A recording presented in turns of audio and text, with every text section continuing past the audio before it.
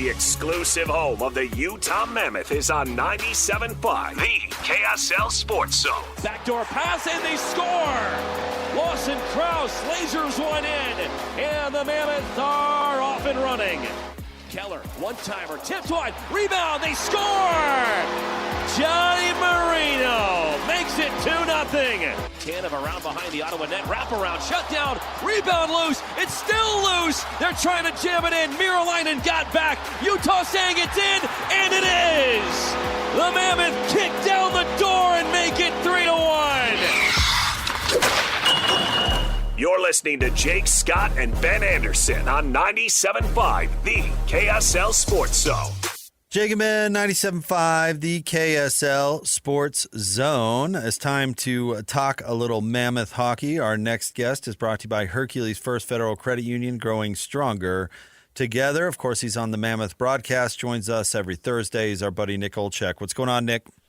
Jake and Ben, what's up, boys? Jake, thanks for taking some time out of your schedule to join us. It was just Ben and I last week. It was nice, but it's exciting to have to be able to chat with the both of you here this week. Well, I could step out for a minute, Nick, if you need. If you and Ben had such a good time, I can find something else to do. Not at all. We love you very much, so we're glad you're here. Well, Nick, let's start off with the big news yesterday, and this is funny. We talked about it. I said, knowing Ryan Smith the way that we do a little bit and his ambition, there was probably going to be an outdoor game coming to Utah at some point. I had no idea they would announce that the Winter Classic would be in Utah within the week.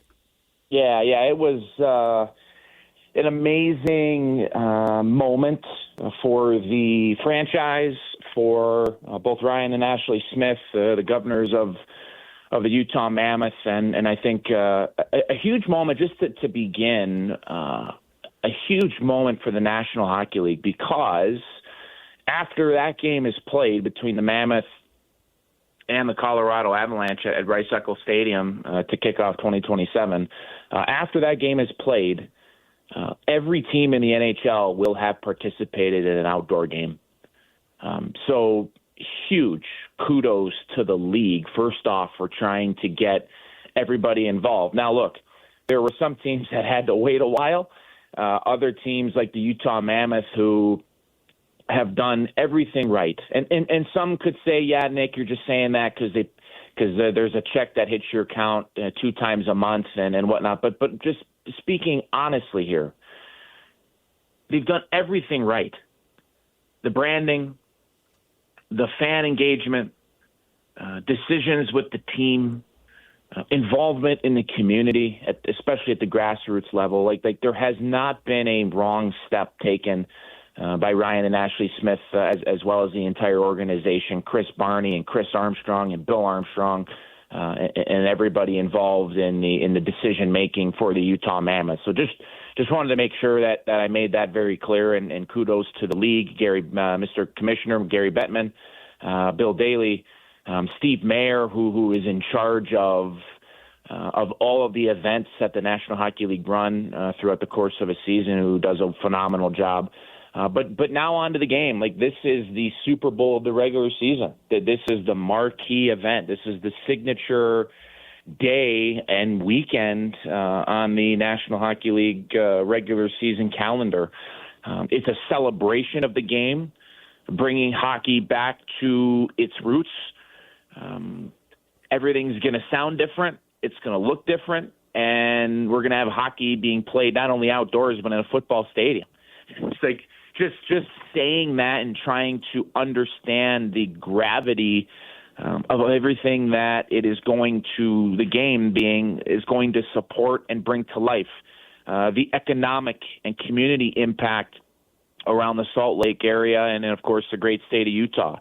The impact that's going to have on fans, being able to get more fans as opposed to 16,000, there's going to be 50,000 people to be able to watch a National Hockey League game within the elements with an incredible backdrop around Rice-Eccles Stadium. And our broadcast team, we had a chance to be there for the big announcement yesterday with the league and the team, and just being in the stadium and trying to imagine what it is going to be like for the Winter Classic game. The possibilities are endless. The support is there from everybody within the state, And so I can't wait for it to get here. The one thing I've been trying to do with my New Year's resolution, guys, is to enjoy the moment a little bit more. But it's hard to enjoy the moment when you've got something like this that is happening within a year. So I think the partnership of the league as well as the team, it certainly starts there. And I just want to say thank you to everybody involved for making this possible, because I know it is going to be something that Mammoth Nation and that everybody here in the state of Utah is never going to forget once it does happen. I was talking about this yesterday. I love the idea of introducing the elements to a sport that does not traditionally have it, right? An outdoor for the. So my guess, Nick, my question is, are you like me and rooting it for it to be like Mystery Alaska, like 20 below, like bring Little Richard out, or have it be puke and snow or something? I want to see it be gnarly. Yeah. I think that would only add to the mystique of the game.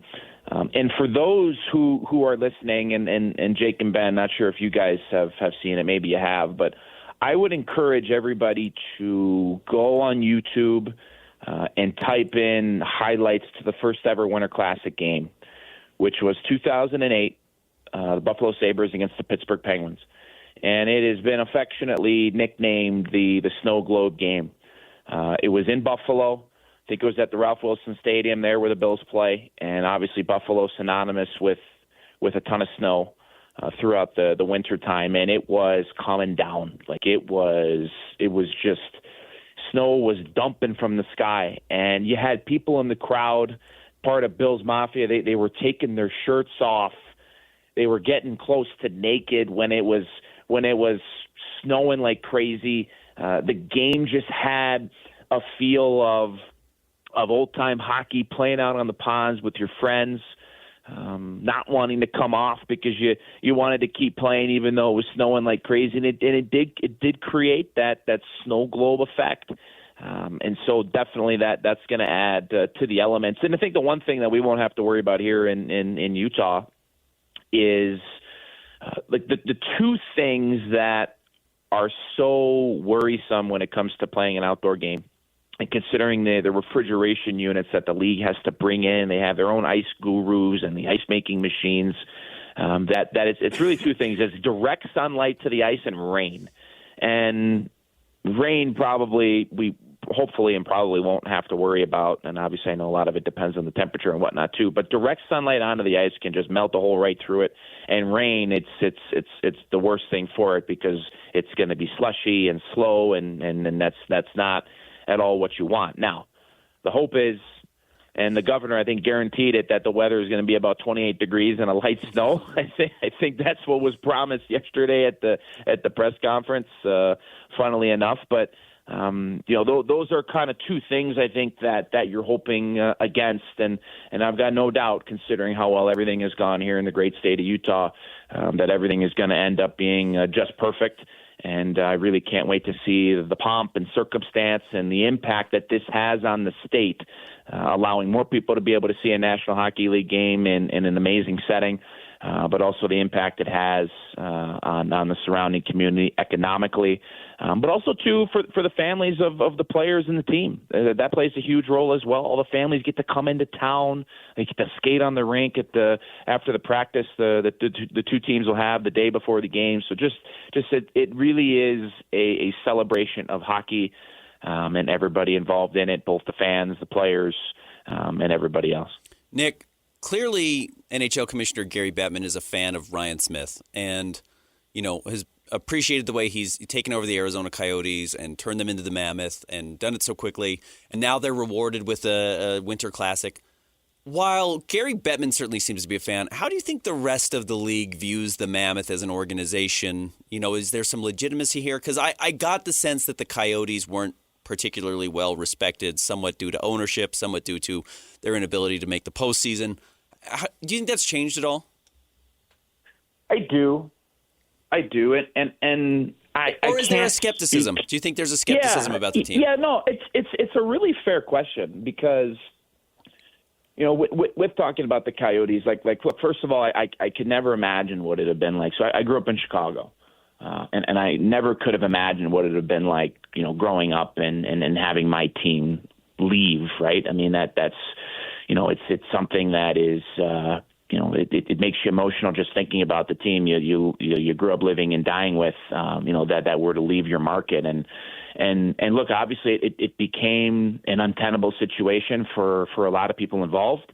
The league stepped in, and Ryan and Ashley Smith stepped up. And what they've done to transform this team, to unlock and in a way seemingly unshackle hockey operations, to be able to go out and make moves and not have to worry about the finances as much, to try to make the team even better by bringing in players that you're going to have to pay a lot of money to.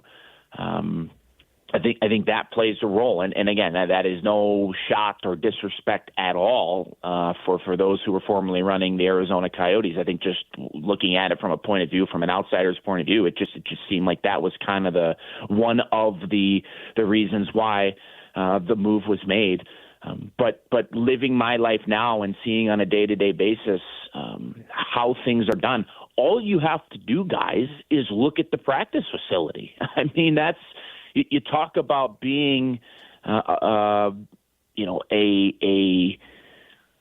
huge attractor for other players around the league, and for everybody to look at you and go, "Wow!" It's like now all of a sudden you're the most handsome guy or the prettiest girl at prom. It's like everybody just looks at you and goes, "Wow!" Like you've got a multi-million-dollar practice facility. The rink, the Delta Center, which was originally made, as we all know, for basketball and had some sightline issues for hockey, that's being renovated last summer and over the next 2 summers to make sure everybody can see it. It just seems like everybody in the situation right now for the Mammoth, from Ryan and Ashley Smith on down, the one goal, the drive, the ambition is to try to give this team everything in its power and its ability to be a winner, and to be a team that the state of Utah and everybody who lives here and everybody who lives abroad from Utah that is a fan can be proud of.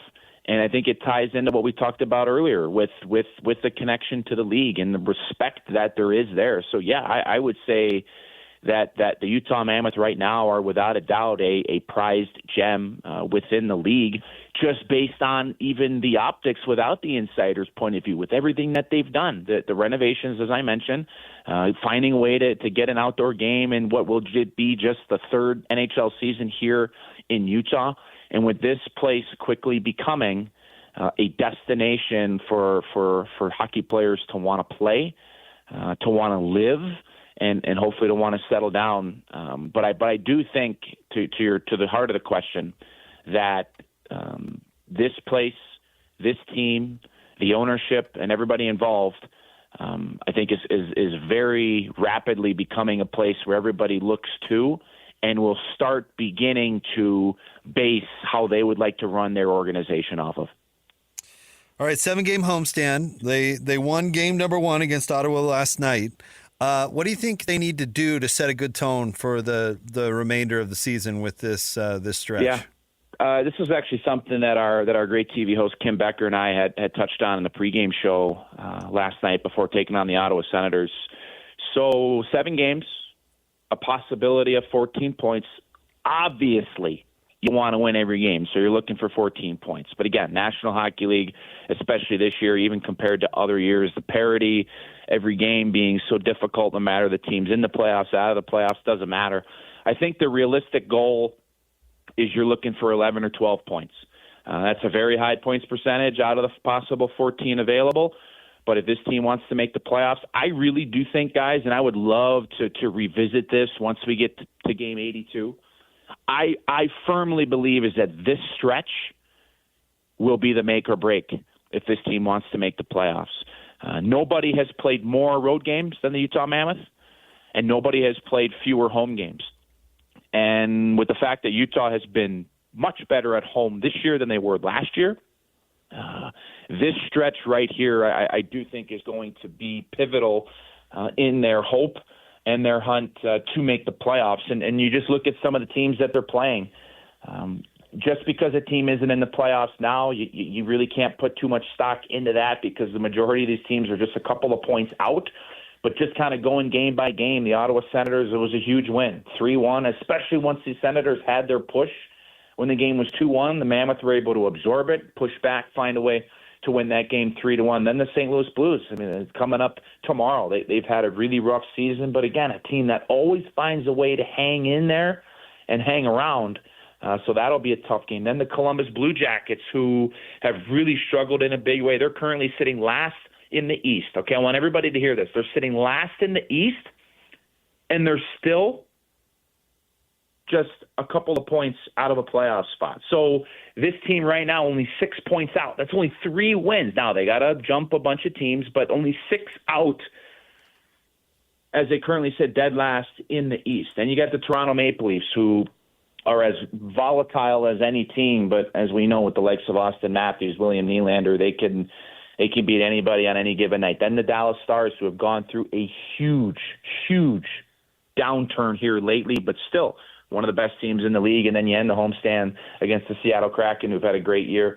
And then the Philadelphia Flyers, who have a bunch of skill, especially in their forward group. So just going game by game, there's going to be 0 games where it's a gimme, just as it has been the case all year. But I really do think, guys, out of the possible 14, they got to find a way to get 11 or 12 points. And when we look back, I do think this will be the stretch that will be the make or break should this team be able to punch their ticket into the postseason. Continuing our series of Let's Get to Know Nick Olczyk a little bit better. You're an NHL lifer. We've talked to you about your favorite cities and kind of your favorite things off the ice.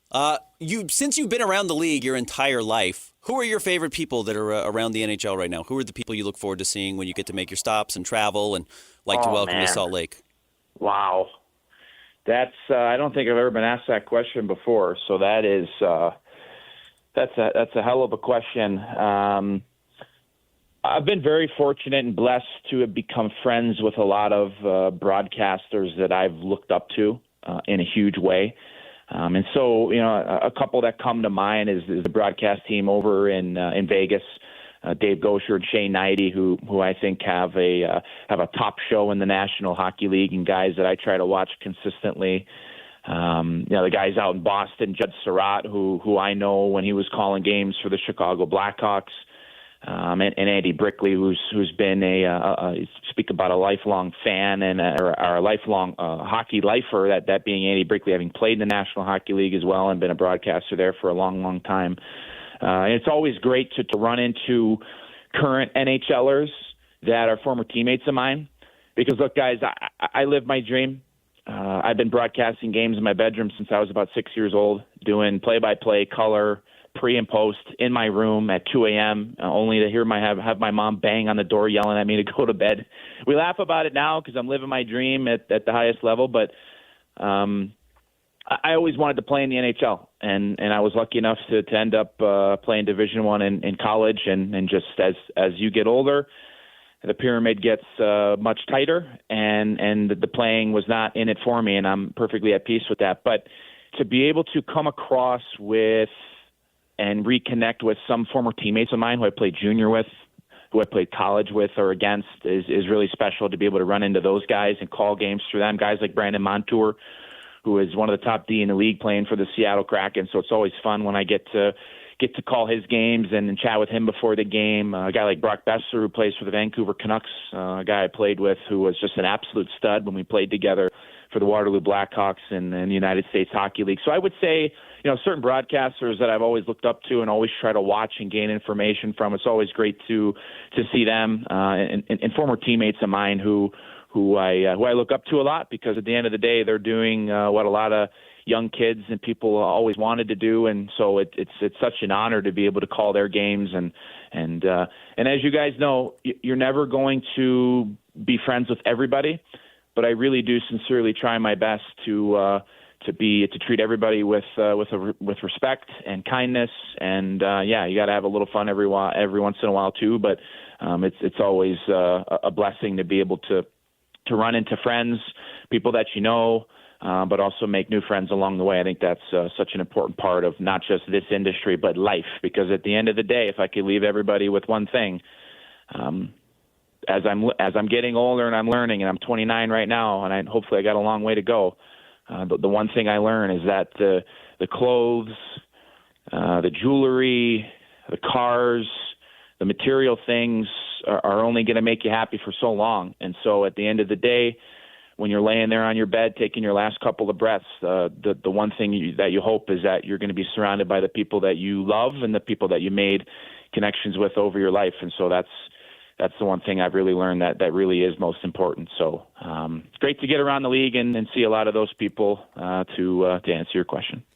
I don't know, Nick. A diamond-studded nipple ring would make Will Trubshaw happy for a long time. A long time. You can take that to the grave. I could see that. Now, I couldn't see it before, but with how eloquently you described it, I could see it. I'm going to have to bring that up to him tomorrow when I see him. Thank you, Nick. You're always so great. We really appreciate your time. Thank you very much. It's my pleasure, boys. Anything for you guys, and look forward to chatting with you next week. Thanks, Nick. Next week, Nick's biggest enemies around the league, most hated. Oh yeah, who he really despises, and who hates him. By the way, Will Trubshaw is the producer of the radio broadcast. You've heard us talk about Jamil, who works with Jake. Will is the Mammoth version. But Will worked on the Jazz broadcast for several years before he got the gig with the Mammoth. So yes, notoriously loves wearing tight shirts to show off his piercings. His piercings. That's him. Will's a hard worker. Like Ryan Day. Yeah. He's like Ryan Day. Seriously. Cuomo. Yeah. All right, stay tuned. We'll have more coming up next. Jake and Ben, 97.5, the KSL Sports Zone. The sports you love, the teams you can't live without. Get a sense of urgency! This is Jake Scott and Ben Anderson on 97.5, the KSL Sports Zone.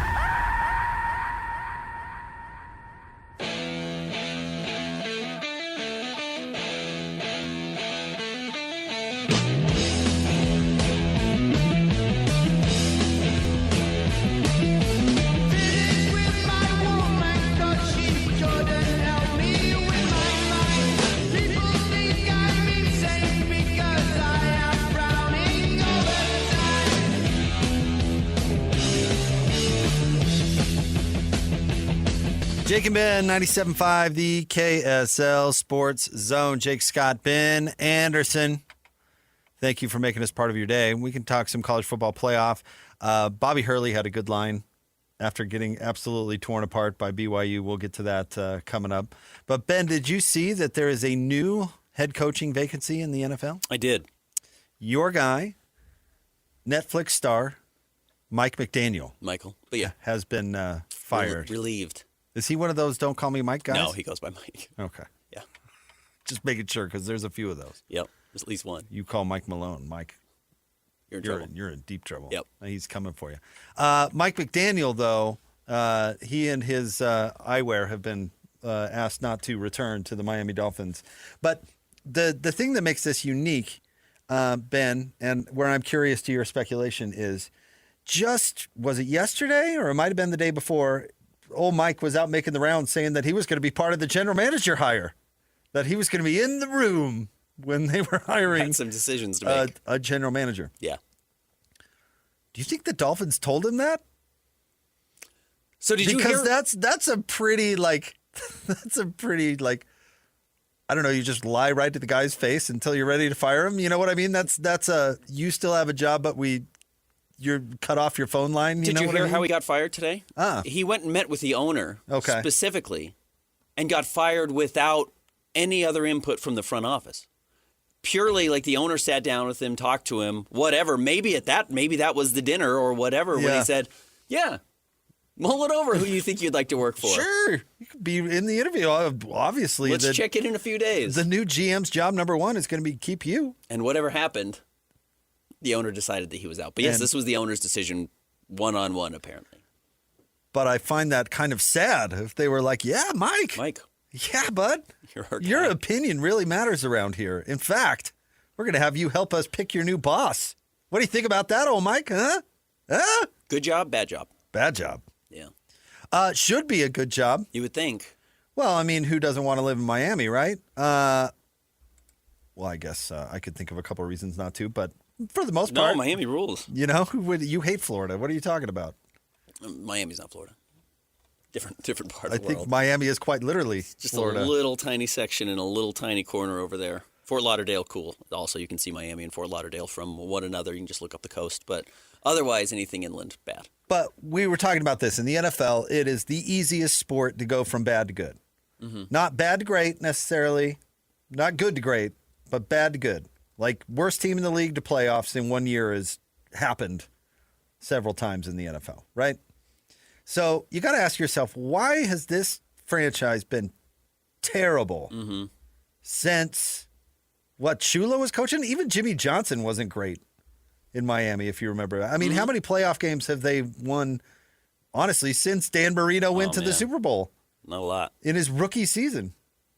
There has got to be some sort of reason that they are terrible all of the time. Is it too great of a place to live? Is it that you get too comfortable playing there and you can't go anywhere else? Oh, I think it's obviously Gloria Estefan. She owns the team. Let's see. Who's the actual owner here? Stephen Ross. Well, and Gloria Estefan. And like Serena Williams or something like that. I believe that. Stephen Ross, this might be your problem, 85 years old. Like that? The owner of the team. His first year, they went 11-5, made the playoffs, lost in the wild card. He bought the team. Now, look, this was not a stalwart of consistency before that throughout the 2000s. They didn't make the playoffs between 2002 and 2007. They make it to the wild card in 2008, losing the first game. Right after he bought the team in 2009, they missed the playoffs 7 years in a row. Made it in 2016 and then missed it 2017, 2018, 2019, 2020, and 2021.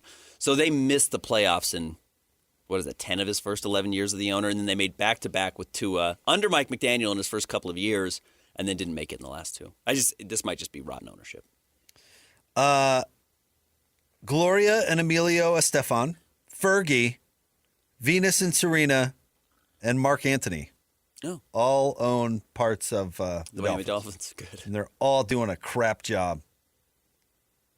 Oh, obviously Gloria doesn't know what she's doing. Doesn't know how to pick a Hasn't got a quarterback. freaking clue. I think, these bad NFL franchises are bad for a reason, are bad for a long time for a reason. And, like quarterbacks get the scapegoat and coaches are the scapegoat. But somebody's hiring the coaches, somebody's picking the quarterbacks. And honestly, I don't know if Tua is the problem there. Tua, I have concern about his long-term health because he's had some bad head injuries.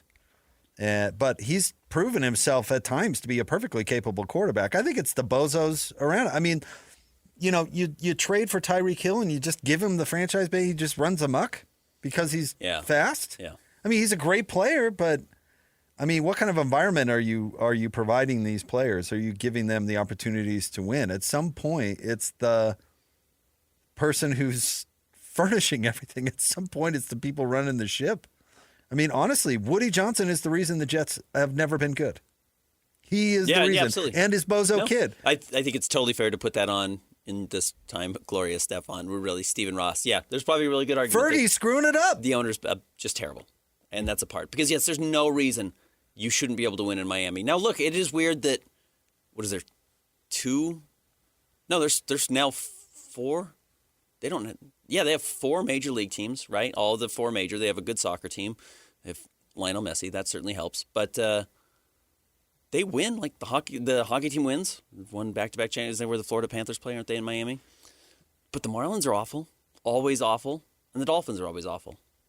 But the Heat have been pretty good. They're pretty respectable. So you can win in Miami. The distractions are not keeping people from winning. I mean, it's the NFL. It's a cash cow. The NFL is truly the even playing field that college sports always hoped it would be. Yeah. The NFL, they're printing their own money. So it's not like they're like even the Raiders that don't necessarily have an uberly rich owner still have the ability to spend all the money in the world because the NFL generates so much revenue. I mean, there's just no excuse for any franchise like Donald Sterling for years with the Clippers didn't spend the money. The NFL, all these guys have and spend the money.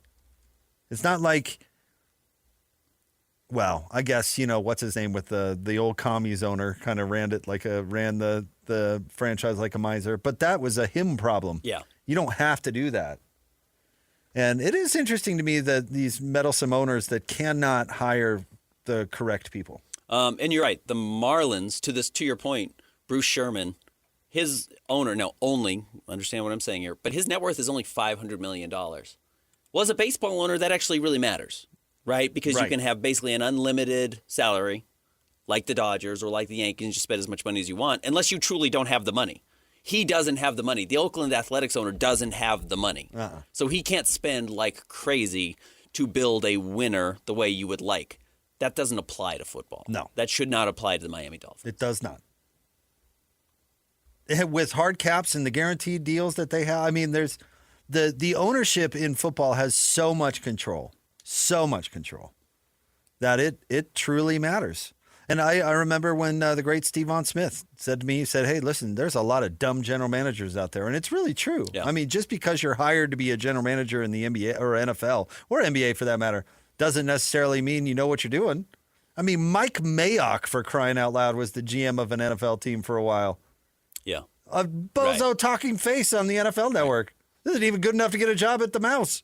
On the flip side of the this Raiders hired that guy. Stephen Ross, a.k.a. Gloria Estefan, is worth $17 billion. He's got plenty of money. He could build the Dolphins out financially if he needed to. But no. Yeah, it's bad ownership. I happen to think that Brian Flores was a pretty decent coach. Yeah. The inability to recognize talent when you have it is a huge flaw. It sinks teams. You know, Tyrese Halliburton and the Sacramento Kings. Just like not knowing what you have is a real problem. And they hire a guy who tells them that he's a genius. And then you go, wow, he must be a genius. Yeah. He's telling me he is, that's for sure. Mike Brown, Michael Malone, all these guys that are actually pretty good at their jobs, not recognizing what they have. No. Yeah, there's a reason that the Dolphins always suck. So if you ask me, is that a good job? I would tell you no. Yeah, probably right. Not under its current ownership. But it's cool. You get to live in Miami. The Miami Sound Machine is sucking it up as NFL owners. Fine musicians. Yeah. Really good. Terrible decision makers when it comes to NFL ownership. Yeah.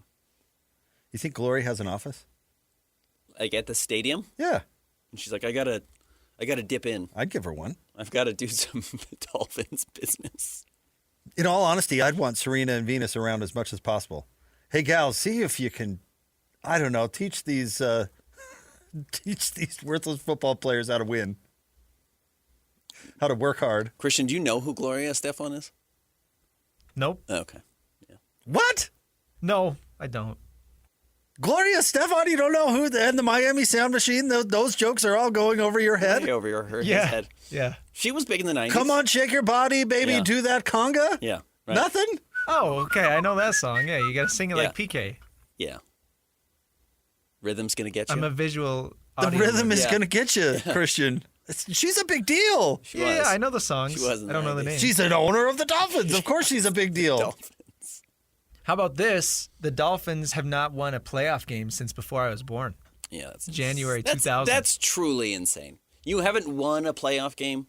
You didn't make it to the playoffs as an 8-8 team at one point, and then Accidentally won. the opposing team's quarterback got hurt in the opening play of the In game. 25 tripped over years. his center. 25 years. You haven't accidentally kicked a field goal that won you a game or the opposing team missed. Again, in a sport where it's the easiest to put it together. It's amazing. Killing it. What's the best job open right now? Good question. Oh, I think it's easy. Ravens? Yeah, Yeah. by a mile. You got a great quarterback. Yeah, and a franchise that's proven to Pretty respectable. be a winner. What all's open? I mean, you could make the argument the Giants are attractive because Giants. of They've whiffed. They've Jackson. been pretty bad for a while. Jackson Dart's but okay. they have a quarterback with potential. Giants, Dolphins, You love Ravens, Shador, so you'd probably take the Browns job. Browns, Arizona, Vegas. I'm missing two. Miami, Miami, Baltimore. Baltimore. Well, there we go. That's Got them all. Yeah, Baltimore by far. Yeah, by a mile. Yeah. What's Would the you worst? really want to coach the Raiders? Are you kidding? What's the worst job? Vegas, Arizona, or Miami? Vegas gets you number one pick. Arizona gets you Kyler Murray. Got to be Miami. They're so cash strapped with Tua right now. Well, so is Arizona with Kyler Murray. Yeah. They're in the same boat. True. Who's easier to cut contractually? Geno Smith. I actually think Tua's better than Kyler Murray. So I will say that Miami is better than Arizona. And with the who knows what's going on with the Raiders. I would think location and stadium would give a bonus to the Raiders. But Yeah, of course, you would think. But I don't want to work for that owner. Would you? Would you want to work for that haircut? You get to work for Tom Brady. Who's a moron? What? So I can have him come in and tell me what my diet should be? What is that doing for me? Yeah, nothing. No, Raiders though is a good job. Raiders is not a great job, but it's a pretty good job. Ben, look up how many different head coaches the Raiders have had since. So you think go Raiders the late 90s. think it's the worst job? There's an argument. Yes, Okay. I think you can make. It's either that or the Cardinals, Cardinals are such a mess. They don't have anything going for them. or maybe the Browns. You didn't put the Browns in there. There's some bad jobs. Because the Browns probably. Wow, who's a worse owner, Haslam or Davis? Yikes! There's a reason these jobs are open. Yeah, they're right. And always open. It's a revolving door at all these spots.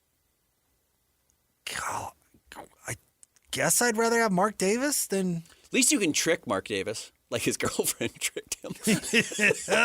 Oh, you're a rich guy? I had no idea. I just thought you were a handsome man. He married Sharon Stone from Casino. I think she loves him for his A look. thumb with a bowl cut. All right, stay tuned. Wrapping it up next. 97.5, the KSL Sports Zone.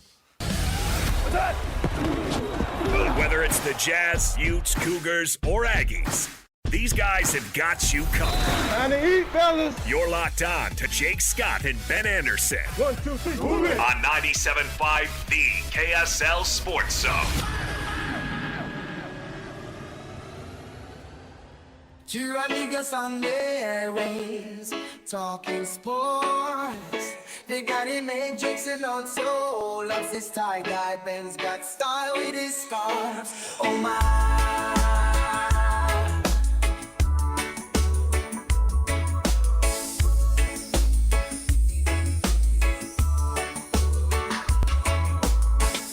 From the islands to the basketball courts, they mainly engage in their thoughts. Jake Scott is Jake and Ben, 97.5, the KSL Sports Zone. Jake Scott, Ben Anderson. Ben, we did not mention today that the Cougars, BYU, absolutely dismantled Arizona State last night.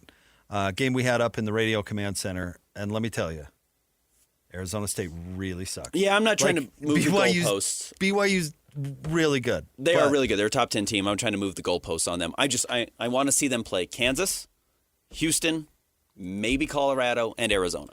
Those are the only teams I care about the rest of the year. Kansas State's not terrible. That's a good win. That was a good one. It's fine. But I want to see like the other Iowa top State 15 too teams. Yeah, Iowa State, absolutely. Is the other one to throw in there. But Arizona State's terrible. And I have no clue how Bobby Hurley still has a job. But I'm glad, at least for today, that he does, because he delivered a really good line after the game last night. Let's play it. We can hang our hat on leaving here tonight is that I think we did stop Chick-fil-A for the students. If I'm not mistaken, I think we were able to get that done tonight. So, that's wonderful. Hilarious. The only thing we could accomplish tonight is stop the students from getting chicken. They have the same thing. They have the free throw thing just like the Jazz? Is that the same? Yeah. Okay. So he's saying the only thing we did well tonight is we made 2 consecutive free throws, or didn't miss 2 consecutive free throws. Yeah, they didn't make 2 in a row. It is weird that Arizona State is not a good basketball school. How on earth does Bobby Hurley still have a job? He's been there 11 years, Ben. He has made 11 years. He's made the tournament 3 times in his life. Before that, Herb Sendek made it twice in his 9-year run. Rob Evans made it 1 year. But they just don't make it. It's weird that is such a drought of a basketball school. I don't know if Phoenix is how their basketball community is. I would guess it's pretty good. But in football, the excuse is you can't keep them home. But you don't really have that excuse in basketball because the team is so small. Yeah. And you can get players from anywhere. Well, why didn't Cody Williams go there or J-Dub? J-Dub wasn't recruited. Yeah, he wasn't. But they went to Arizona. Okay, so you don't recognize the talent either. you should be getting the best kids from your high schools locally. Like, there's no way J-Dub wasn't one of the best Arizona high school kids. Now, again, maybe it's just the issue that if you're any good, you go to Arizona. Maybe that's the problem. Arizona has historically been so good that nobody ever wants to go to Arizona State. But generally, it does seem like you benefit from being the little brother. Well, you should be able to recruit to Phoenix. That's honestly, why can't you recruit to Phoenix? And the great party school in the country. Just line up the co-eds and that party, whatever, that road that I've watched is famous. Game. Yeah, I know how it works. Think you'd be able to get a couple of hoopers. Yeah, outside of James Harden. I guess there's a reason James Harden did go there. Yeah, and stayed. Went back for his sophomore year. Like, this is pretty good. This is awesome. Are you kidding? I like this. No, but I just don't I just don't understand it. It's not like Arizona State has been hesitant to fire football coaches. Why has Bobby Hurley been there for 11 years? They have 2 consensus All-Americans in their history. That's really crazy. It is a very weird group of why have they not had more NBA players? Like, you should accidentally get NBA players. Weber State has NBA players. More than 2. Yeah, more than 2, and has good NBA players. I just don't really understand why they can't carve out a Utah State-like niche. Well, apparently you can go there and do a mediocre to crappy job and keep your job for 11 years. I want to look at how many guys have come out of Arizona State that are in the NBA. His record is barely above 500. In those 11 years, his winning percentage is something like 53%. And maybe they've just accepted that's who they are. Maybe that's good enough for them. They're not seeking for anything more. In college basketball, you listen to that and you go, okay, above 500. You're probably thinking in NBA terms. In college basketball, if you are a halfway decent program, you automatically get 20 wins because nobody ever plays anybody in non-conference. Right. Ever. Right. You can schedule yourself to 20 wins, no problem. So if you're barely above 500 or you're for your 11-year run at a school, that's terrible. Little run in the 80s where they had some decent players. Fat Lever went there. Byron Scott went there. Ike Austin went there. Like, they had a couple of guys that were okay, but my goodness. That's wild. Fat Lever, I haven't heard that name in a long time. Yeah, but he was a good NBA player. He was a good NBA player, yeah. Right now, obviously, their best player is still James Harden. Lou Dort's in the NBA. We saw him last night. A couple of guys getting cups of coffee. Josh Christopher played with the Jazz for a little bit. Carrick Felix played for the Jazz for a little bit. But, man, just really barren. And again, Lou Dort was undrafted, so it's not like the Sun Devils did him any favors. He had to battle his way into the league. Look, and not to discredit Utah, but they fell backwards into Jakob Poeltl. They fell backwards into Kyle Kuzma. They brought DeLon Wright up from the junior college. It's like, you should accidentally get a couple of guys that make it. We just saw Brandon Carlson's in the NBA right now. He's just like a good high school kid who was tall and went to your school and got a little bit better, and then the NBA was like, well, yeah, we need 7-footers. Like, how do you not accidentally have several of those guys, especially at Arizona State? I mean, Brandon Davies was a Provo High guy. That was, kind of a layup for BYU. He ended up in the NBA. Exactly right. Yeah. Eric Mika played a while in the NBA. You just go out and you find some guys that break through. Very bizarre.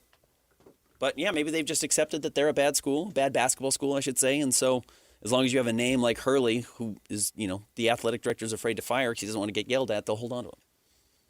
I would have security with me if I fired Bobby Hurley. Yeah. I would have. Dan Hurley. Bobby? Dan is at UConn. Dan's at UConn. This is Bobby. Either one. Either one, yeah. Right. You're like, hey, I'm going to need you because we're firing firing Bobby message today. So I need a little security and bring at least a taser. Dan will kill you. Dan's going to try and attack you. Coach and I were laughing. You remember Dan, after losing in the NCAA tournament last year, walking into the tunnel and telling the next team that was going to play, it was like, I hope you didn't get screwed like us. A lunatic. Speaking of, I wish he would have taken the Laker job because he would have been fired by now. Yeah, he would have. And LeBron would have twisted him into pretzels. It would have been amazing. Would have been fun. All right, stay tuned. Hanson Scotty coming up next. Jake and Ben. Thanks, Christian. 97.5, the KSL Sports Zone.